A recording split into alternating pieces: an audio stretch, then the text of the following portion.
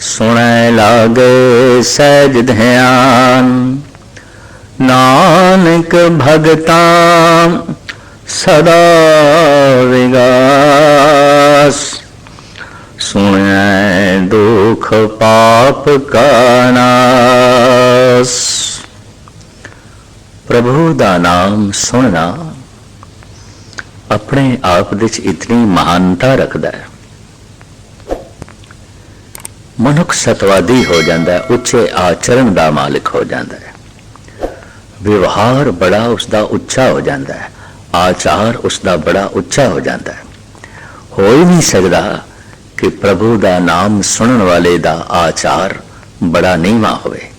कई दफा असीं कहते हैं कि फलाना बड़ा सत्संगी है, बहुत कीर्तन सुनता है, बहुत कीर्तन सुनता है। जब उसका आचार व्यवहार देखीदा है कुछ भी नहीं, तो उस तो पता चलता है सत्संग विच गया जरूर है, इन्हें सुनिया नहीं। ये वाहिगुरु वाहिगुरु जपदा जरूर है, पर इन्हें सुनिया ही नहीं। जिहड़ी भोजन की बुरकी मूँह दे च रह गई, थले गई नहीं, भुख किस तरह मिटेगी। जिहड़ा पानी का घुट मूँह दे च रह गया, थले गया ही नहीं, तो प्यास किस तरह मिटेगी। वाहिगुरु वाहिगुरु जबान ते ही रह गया, सुनिया ही नहीं। कीर्तन वाकई ध्यान पूर्वक सुनिया ही नहीं। कन्ना दे राहें सुनना ते मन ने, और मन ध्यान पूर्वक नहीं तो नहीं सुन सकता। गुरमत विच ध्यान साधना सुनना है, सुनना है। सुनिए सत संतोख ज्ञान। सुनते ही मनुख संतुष्ट हो जाता है, इतना संतुष्ट हो जाता है कि परोपकारी बिरतियां का मालिक हो जाता है, दानी बिरतियां का मालिक हो जाता है। तृष्णालु मनुख दान नहीं कर सकता, संतुष्ट ही दान कर सकता है। तृष्णालु मनुख परोपकार नहीं कर सकता, संतुष्ट मनुख ही परोपकार कर सकता है। तृष्णालु ते दुराचार करेगा, तृष्णालु ते खोण की कोशिश करेगा, तृष्णालु की खुशी ते खोण दे है, पर संतुष्ट की खुशी देण दे है। इथों पता चलता है कि अगर देण की बिरती है और देण दी खुशी है, ये संतुष्ट है। खोण दी खुशी है, खोना ही चाहता है, ये तो तृष्णालु है। महाराज कहते ने प्रभु का नाम सुनदियां सुनदियां इतना संतुष्ट हो जाता है मनुख के सतवादी हो जाता है, परोपकारी हो जाता है, दानी हो जाता है। संतोख दे नाल जब सत आवे तो सत दे अर्थ ने दान। सतियां मन संतोख उपजे देने के विचार। जब संतोख उत्पन्न होता है तो सती भाव पैदा होता है, देण का भाव पैदा होता है, दानी बिरतियां पैदा होंदियां ने। देने के विचार, विचार अंदर चल पैंदी है, इसनों सुख देना है, इसनों धन देना है, इनू संपदा देनी है, इनू आराम देना है, इनू विश्राम देना है। देण दियां बिरतियां बार बार जब अंदर चलन तो ये पहचान है हृदय संतुष्ट हो गए। खोण दियां बिरतियां बार बार अंदर चलन तो हृदय तृष्णालु है। साहिब कहते ने परमात्मा का नाम सुनदियां सुनदियां मनुख संतुष्ट हो जाता है, देण दी बिरती पैदा हो जाती है। सुनिए सत संतोख ज्ञान, उन्होंने अनुभवी ज्ञान प्राप्त हो जाता है। ज्ञान वो नहीं जो अक्षरी ज्ञान है, सिर्फ अर्थबोध का ज्ञान है, नहीं, उसनों अनुभवी ज्ञान प्राप्त हो जाता है। उन्होंने ये भी पता चल जाता है वाकई संतोख की है, संतुष्टि की है, प्रेम की है। वो प्रेम बारे सिर्फ अक्षरी ज्ञान नहीं रखता, उहदे कोल प्रेम का अनुभव है। अनुभवी ज्ञान ते अक्षरी ज्ञान का यह फर्क। एक मनुख पानी दे बारे जानता और व्याख्या करता है, पानी पी के प्यास मिट जाती है। पर एक मनुख ने पानी पी लिया तो प्यास मिट गई है, बस इहदे कोल हुण पूर्ण पानी का अनुभव है। और वाकई पानी नाल प्यास मिट जाती है, इसनों ये पता है। परमात्मा का नाम जो सुनता है उसके कोल अनुभवी ज्ञान होता है। अनुभवी ज्ञान जो अंदरों पैदा होता है, अक्षरी ज्ञान जो बाहरों पढ़ पढ़ के संग्रह किया जाता है, इकट्ठा किया जाता है, वो ध्यान तो है नहीं, लिहाजा वो सारे का सारा ज्ञान अक्षरी बैरूनी रह जाता है, अंदर की दुनिया बदलती नहीं। इसमें मैं एक होर तस्वीर नाल स्पष्ट करता हूं। एक वो बच्चा है 10 महीने की पीड़ा सहार के, बोझ सहार के, गर्भ धारण करके प्रसूत की पीड़ा दे चों लंघ के मां ने अपनी कुख तो जन्म दिता है। पर एक वो बच्चा है मां ने किधरों गोद ले लिया है, पीड़ा ते किसी होर ने सहारी है, गर्भ ते किसी होर ने धारण किया सी, इसने सिर्फ गोद ले लिया। क्या ये दोवें बच्चे एक होंगे? कतई नहीं, कतई नहीं। दोहां मावां दी ममता भी एक नहीं हो सकती। जिसने कुख तो जन्म लेता है, प्रसूत की पीड़ा सहार के जन्म लेता है, वड्डा होके जे किधरे दुख देने वाला बन जाए, औगणहारा बन जाए, तो मां उसते औगणा ते पर्दा पांदी है, छुपांदी है। पर जिसनों गोद लिया, अगर वो वड्डा होके औगणहारा बन जाए, दुख दे देने वाला बन जाए, मां ने तलांजलि दे देनी है, परों सुट देना है और कहना है कि पता नहीं किसदा गंदा खून सी, मैं चुक लिया। एक बूटा वो है जो धरती का सीना चीर के बीज दे राही बाहर प्रगट होया है, और एक बूटा वो है गमले का धरती के उपर रख दिता गया। एक दियां जड़ां धरती दे च नहीं ने, जमीन दे च नहीं ने। अनुभवी ज्ञान दी जड़ होंदी है, अनुभवी ज्ञान दी बुनियाद होंदी है। तो साहिबकरण जो परमात्मा का नाम सुनता है, उन्होंने परमात्मा का अनुभवी ज्ञान प्राप्त हो जाता है। सुनिए सत संतोख ज्ञान, सुनिए 68 का स्नान। प्रभु का नाम सुनने वाला इतना पावन हो जाता है, सुन सुन के इतना पवित्र हो जाता है, मानो उसने 68 तीर्थों का इशनान कर लिया। 68 तीर्थ उसके कदमां तो सदके किए जा सकते ने। जन के चरण तीर्थ कोट गंगा।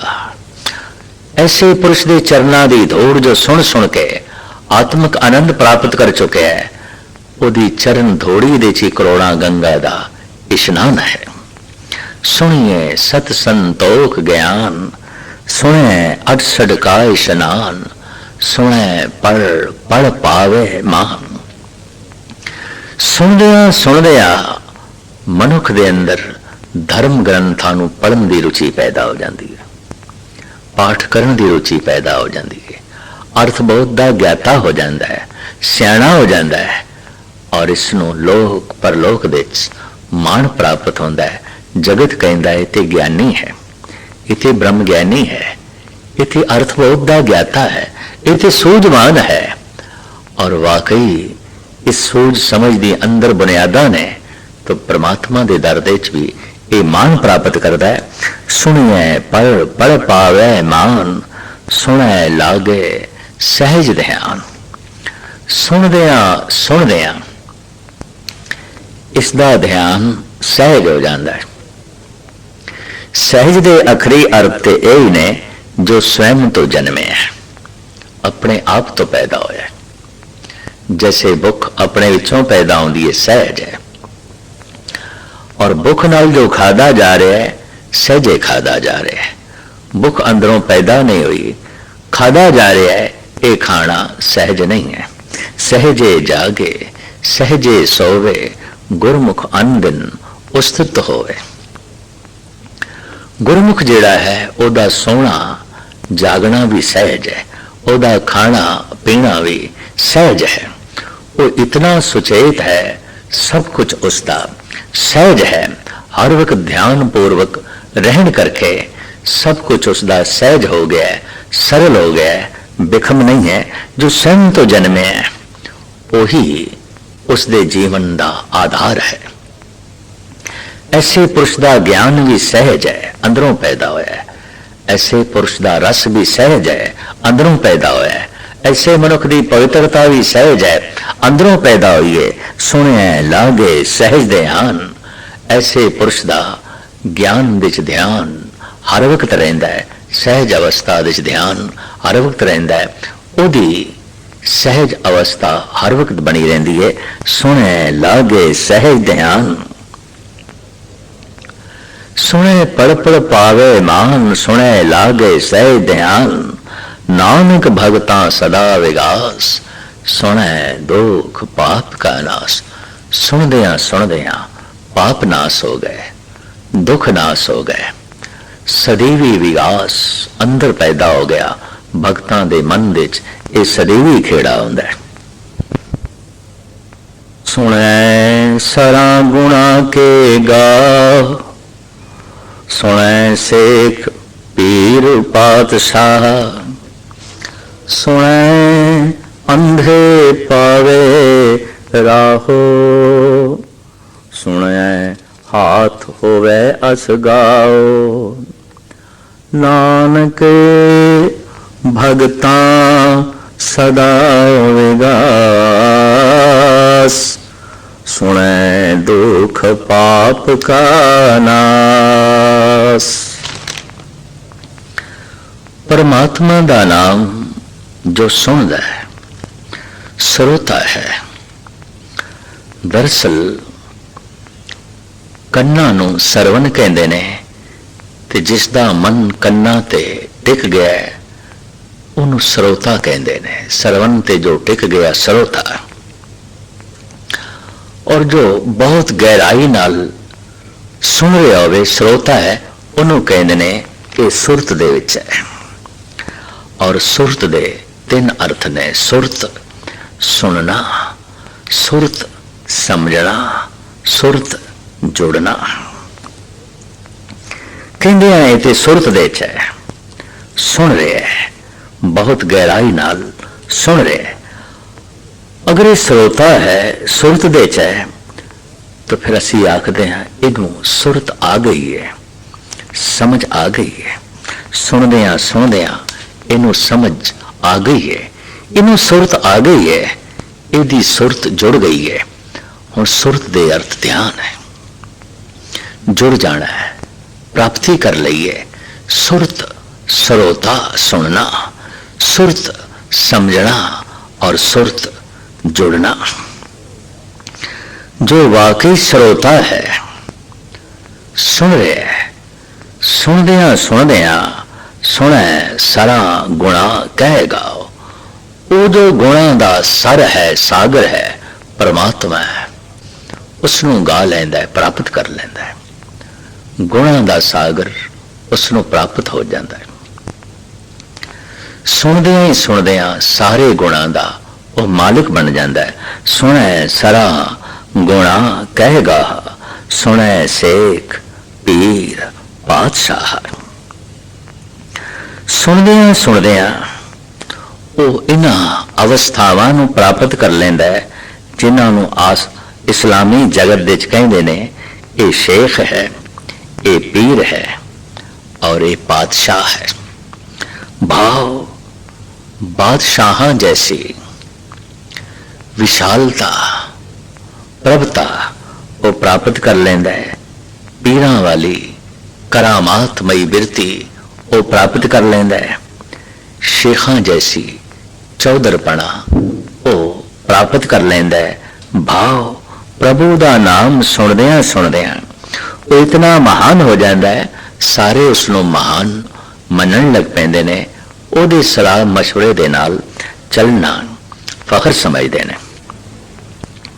उन्होंने पीर जान के पूजन लग पैंदे ने, उन्होंने बादशाह जान के सलामा करन लग पैंदे ने।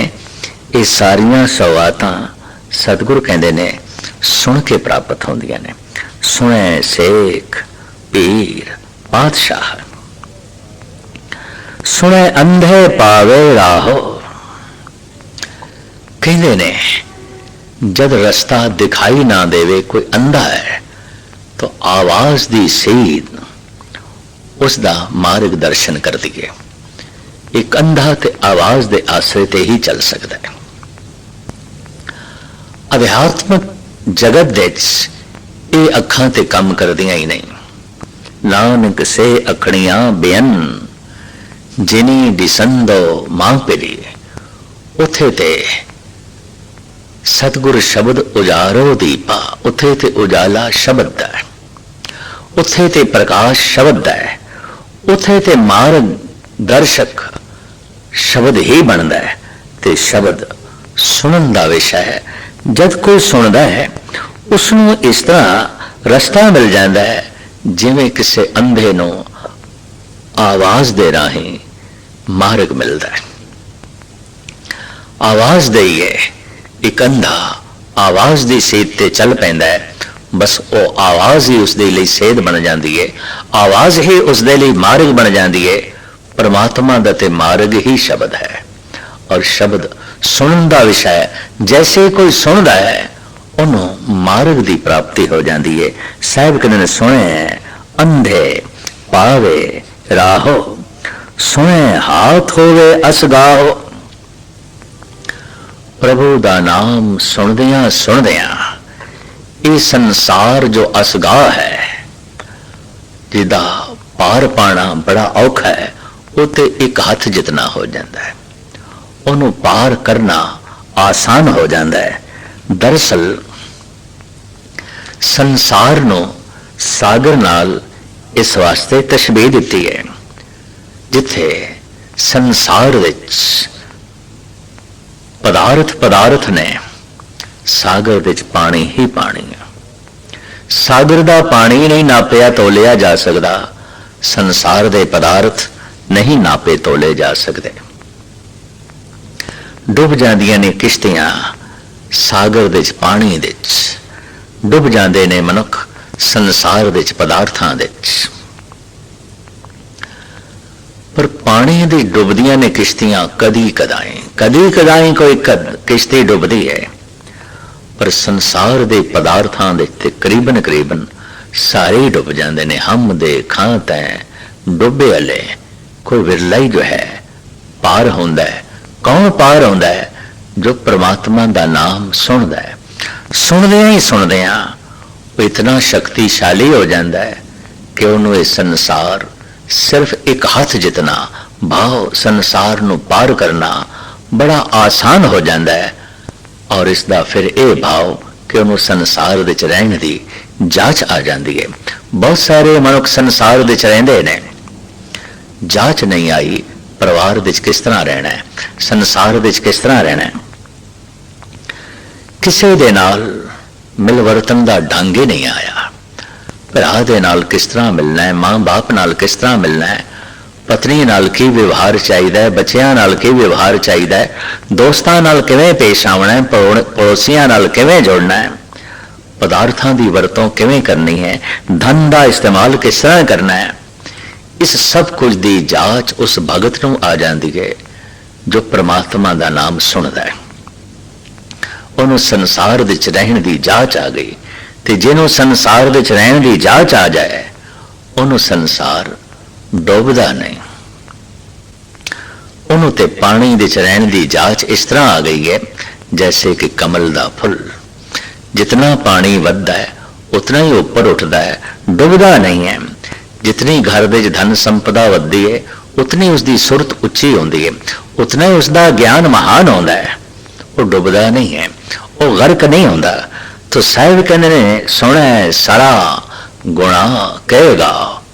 पता नहीं संसार सागर ने अज तक कितनिया की जिंदगी नूं डोबे, कितनिया ही बेड़ियां इस देश गर्क हो गई, डुब हो गई। कदी कदाई कोई इक्कत पारले कंडे ते लगदी है। संसार विच रहण दा ढंग गुरु नानक सानू इस तरह दसदे ने, जैसे जल में कमल निरालम मुर्गा आई ने साणे, शब्द सुरत भव सागर तरिए, नानक नाम वखाणे रहे एकांते को मन वसया आसा माहे निरासो अगम अगोचर देख दिखाए नानक ताका दासो। मुर्गा भी पानी दे डुबते जाती है, भिजदी नहीं, फिर उपर आ जाती है।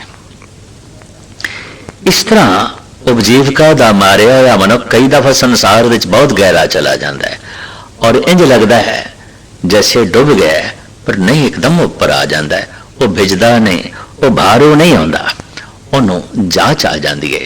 परमात्मा दा नाम सुनदियां सुनदियां उन्होंने संसार सागर विच रहन दी जांच आ गई, परिवार विच रहन दी जांच आ गई, पदार्थां विच रहन दी जांच आ गई, धन संपदा विच रहन दी जांच आ गई। जैसे कि राजे जनक नूं आ गई, धन विच किवें रहना है, राज सिंघासन ते किवें बैठना है, परिवार विच किवें रहना है, जगत विच किवें रहना है, ये जनक नूं जांच आ गई है, ये कबीर नूं जांच आ गई है। धन गुरु नानक देव जी महाराज दा ते मार्ग ही यही है कि संसार विच रहिंदे होया संसार दी जांच आ जाए, संसार डोबे ना। और वाकई संसार उन्हां नूं नहीं डोबदा जो परमात्मा दा नाम ध्यान पूर्वक सुनदे ने। सुने हाथ होवे असगाओ नानक भगतां सदा विगास सुने दुख पाप का नास। भगतां दे मन विच सदैवी खेड़ा बनिया रहिंदा है, हर वक्त खुशी बनी रहिंदी है। क्यों? उन्हां दे सारे दुख नाश हो जांदे ने। दुख क्यों मिट जांदे ने? उन्हां दे सारे पाप मिट जांदे ने। सारे पाप किस तरह मिट गए? वो प्रभु दा नाम सुनदे ने। नाम सुनदियां सुनदियां नाम दी सोचनी हो जाती है, नाम दे विचार हो जाते ने, नाम दा चिंतन हो जाता है, जिस नाल दुख मिट जाते ने, संताप मिट जाते ने, पाप मिट जाते ने। इको ही विषय दे उत्ते गुरु नानक दियां ये 4 पौड़ियां, नानक भगतां सदा विगास सुने दुख पाप का नास। बार बार इस पौड़ी नूं गुरु नानक ने रिपीट किया है। लगता है धार्मिक जगत विच ये अहम है। वैसे तो जपजी साहब के अंदर कुछ मजमून ऐसे ने जो 4-4 पौड़ियां गुरु नानक ने वर्णन किए ने। सुनिए दी 4 पौड़ियां, मनीए दी 4 पौड़ियां ते कुदरती विचार दियां 4 पौड़ियां। कुदरत कौन कहा विचार वारे न जावा एक बार, जो तुद भावे साई बलिकार, तू सदा सलामत निरंकार। और इस तो इलावा 4 पौड़ियां आदेश तिसे आदेश, आद अनिल अनाद अनाहद, जुग जुग एको वेश। ये मजमून गुरु नानक लिए इतने लाजमी सन। वख वख ढंग नाल अलग अलग पौड़ियां दे राही जगत गुरु बाबा सानू समझा रहे ने, दस रहे ने। और सुनिए तो ये 4 पौड़ियां सतगुर आरंभ कर देने एक कोई विषय दी, क्योंकि गुरमत दे गुरु शब्द है, या गुरमत दी चीज क्यों, गुरु ही शब्द है। आज तक जो कुछ भी ज्ञान मनुख को प्राप्त होता है सुन के ही प्राप्त होता है। अगर कुछ सुने ही ना तो फिर इसमें कुछ प्राप्त नहीं होता। वेखण नाल गल नहीं बनती। वेखदे ते राम नो कई पैसन, कई ने भी वेख्या, मंथरा ने भी वेख्या, लेकिन उन्होंने तो बनवास दिता। कंस भी कृष्ण नूं वेख रहा सी, वो तो मारना चाहता है। जरासिंध भी कृष्ण नूं वेख रहा सी, वो तो मारना चाहता है। वेखण वालियां ने गुरु नानक नूं भूतना बेताला आख्या। वेखण वालियां ने गुरु अर्जन देव जी नूं तत्ती तवी ते बिठा दिता। वेखण वालियां ने धन गुरु तेग बहादुर साहब जी नाल इंसाफ नहीं किया और गुरु गोबिंद सिंह जी महाराज नाल वैर कमांदे रहे। वेखण वालियां ने गुरु ग्रंथ साहब का भी सत्कार नहीं किया। गुरु शब्द है और शब्द सुनन का विषय, तो जे किधरे सुनन की जांच आ जाए तो मनुख एक एक शब्द तो सदके जाता है, फिदा जाता है, कुर्बान जाता है। सतगुर नूं सबको वेखदा जेता जगत संसार, डिठिया मुकत न होवे जिचर शब्द न करे विचार। शब्द नूं सुनदियां और शब्द दी विचार दे आउंदियां दुख भरे विचार, पाप भरे विचार अंदरों नाश हो जाते हैं और परम सुख की प्राप्ति हो जाती।